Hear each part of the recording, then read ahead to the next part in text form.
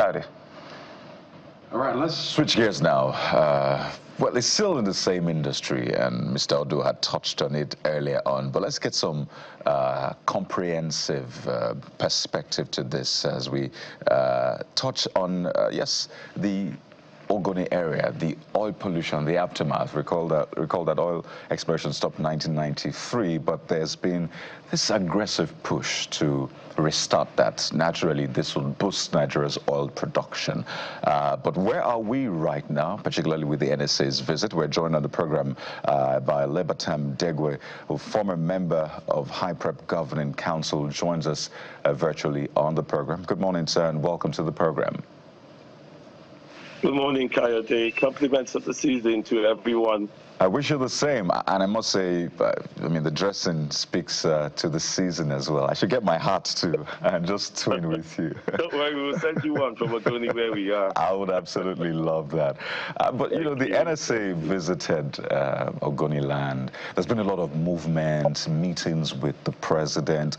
A lot of people are even linking the shake-up, particularly in the NUPRC now, to what is about to begin in Ogoni land. So maybe you can give us a picture of where we're at right now.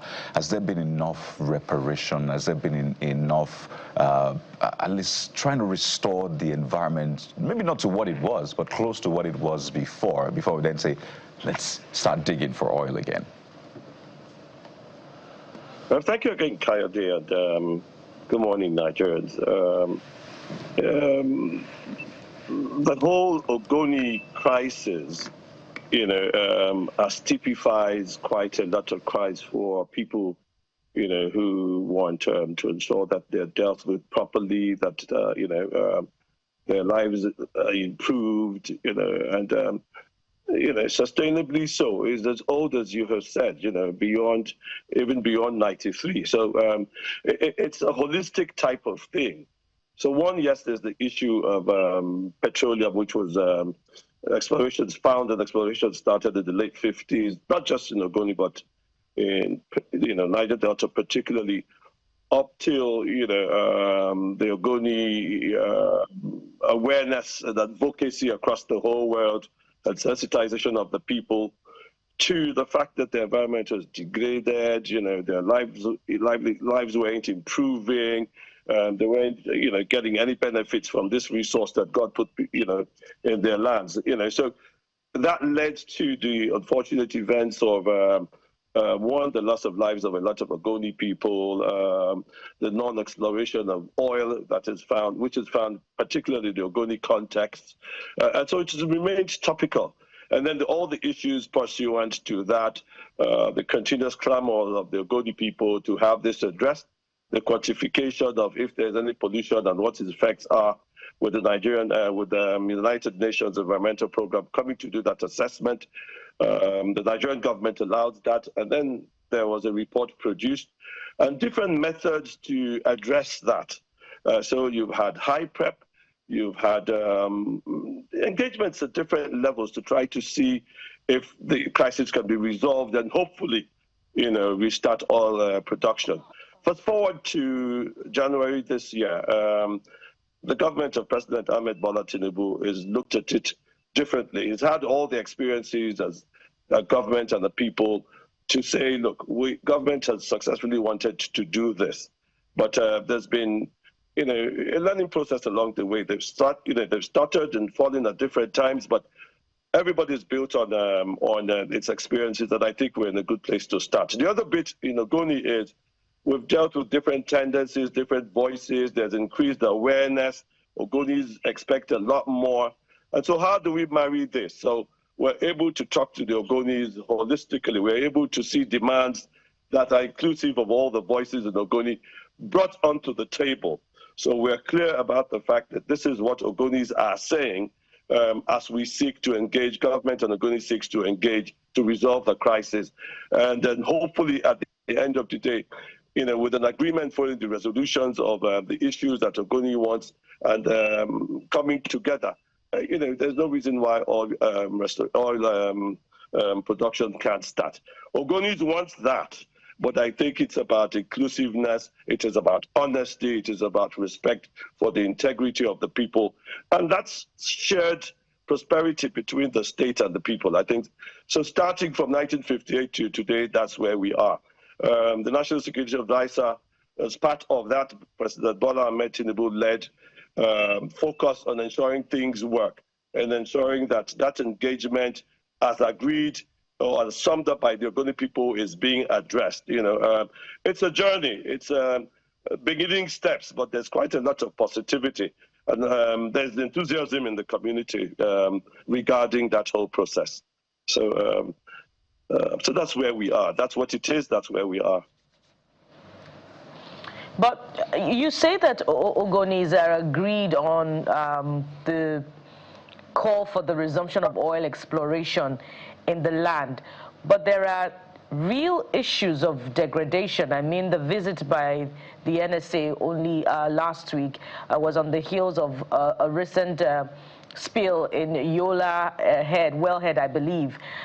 And as a result of that, I could also even cite, concerns about Hyprep's intervention, about infrastructure not being of standard. As a result of that, is the call for resumption of oil exploration realistic against the backdrop of the evident degradation in the community? Thanks, Buki. A call for resumption on its own does not mean oil production has started. An agreement that we would want production to resume is predicated upon demands which the Ogoni community has made. If you remember, after President Bola Ahmed Tinubu's plea to Ogoni people to say, look, go and look at this. I want to hear what the people are saying and what their demands are.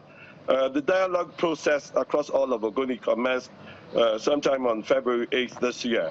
And that went on, up till September 24th, when the dialogue committee, brought back to the federal government to say this is the body of demands which Ogonis are saying would want met. And if these are met, and as we discuss and engage, oil production can commence. So it is that we want oil production to commence, but it is based on how much our demands, as encapsulated in that report, which the Ogoni Dialogue Committee submitted to Mr. President, are met. That's one.